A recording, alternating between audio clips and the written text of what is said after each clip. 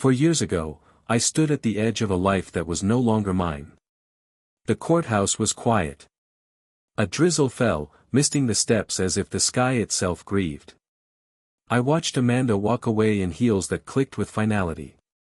She didn't look back, and I didn't call out. What could I say that I hadn't already screamed in silence every night for months? She left me for Gregory Cole, a man who wore custom-made suits and had a private elevator in his downtown high-rise. I was Nathan Harris, a high school English teacher with a rusty Corolla and a bookshelf that sagged under years of worn poetry collections. To her, I had become ordinary. Predictable. Lacking ambition. I remember the last conversation we had in our apartment, when she had her bags packed and her eyes fixed on the door. I want more, Nathan. I want to matter. I want to be seen, she said. I see you, Amanda. But that's the problem, you only see me. The world doesn't. She left that day. But her words haunted me. Part 2. A Teacher's Life. I moved into a small apartment 2 blocks from Roosevelt High School, where I'd taught for 8 years. I focused on my students, kids like Emily, who used slam poetry to cope with her father's incarceration, and David, who battled dyslexia but poured emotion into every sentence he wrote.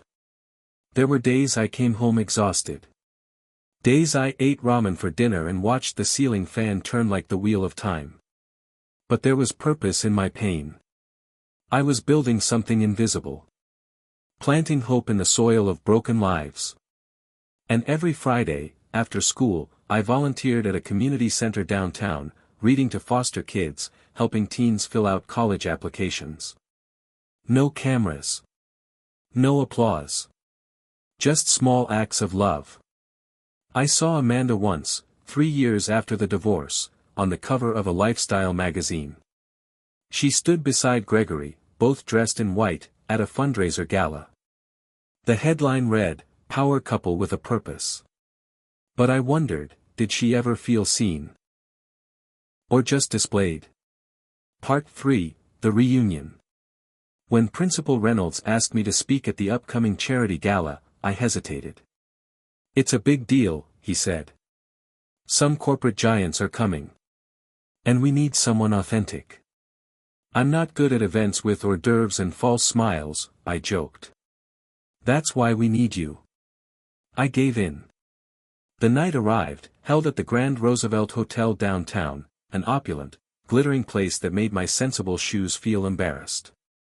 I wore my navy suit, the one I'd bought for parent-teacher conferences and funerals. The ballroom shimmered in gold and glass. Waiters glided. Laughter echoed. And then I saw her. Amanda. She wore a sapphire gown and diamond earrings that glittered like icicles. Her husband Gregory was by her side, commanding a circle of suited men. I turned away, but too late. Our eyes met. A smirk played on her lips. She approached. "Well, well," she said, voice honeyed. "Still teaching?" I gave a short smile. "Still changing lives?" She arched an eyebrow. "Still poetic, I see." One of her friends whispered something. Amanda laughed lightly. I felt the old shame rise like bile, but I swallowed it. She leaned in. "You know, some people grow. Others, just stay." And then she said it. "Still." She walked away, her laughter trailing behind like perfume. Part 4, The Speech That Changed Everything. An hour later, the MC tapped the mic. "Please welcome our guest speaker, Nathan Harris." The crowd politely clapped. I stood on stage, cleared my throat, and looked out at a room of wealth and power. My palms were sweaty. But then I spotted Jacob in the back, a shy sophomore who had lost his mom last year. I remembered how his first poem was about missing the way she made pancakes on Saturdays. I spoke. "I'm not here to impress you," I began. "I'm here to remind you."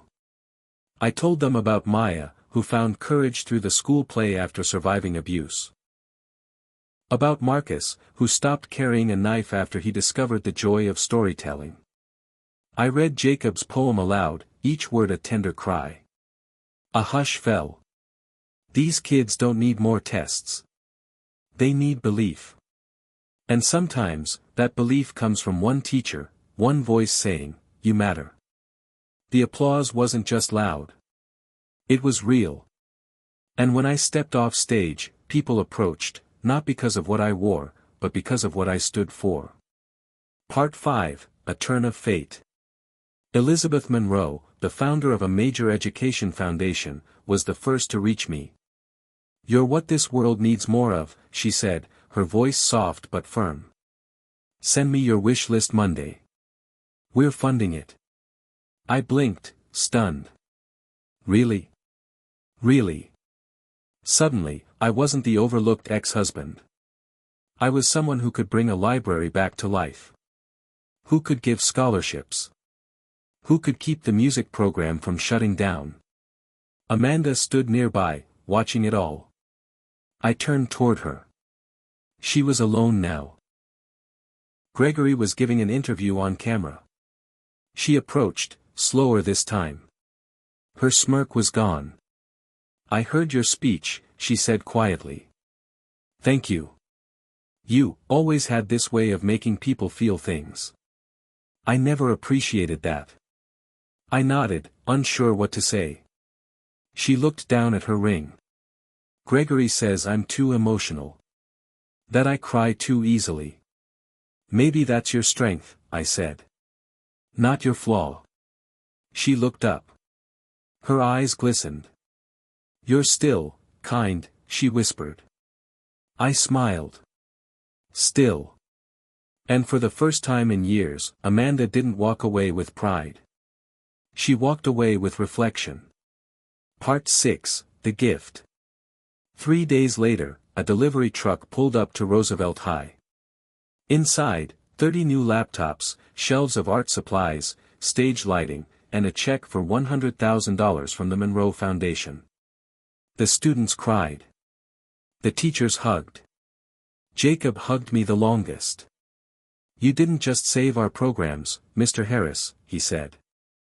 "You saved us." I stood in the hallway later, alone, staring at the new banner that read, "One voice can light 1,000. I thought of Amanda. I thought of how I had once felt small because I couldn't give her luxury. But now I saw the truth. Luxury is not wealth. It's being able to look a broken soul in the eye and say, "You're not alone." Epilogue, the real measure. 6 months later, I was nominated for a national award in education. I didn't win. But I didn't need to. My students wrote a tribute letter, calling me their lighthouse. One day, I received a package in the mail. Inside was an old photo, Amanda and I on our wedding day. Attached was a note in familiar handwriting. "You were never small. I just couldn't see big the way you did. Amanda." I placed the photo in a drawer, smiled, and stepped back into my classroom where 20 teenagers waited for someone to believe in them. Still teaching. Still loving. Still rising. And this time, when someone says, "still," I wear it like a badge of honor.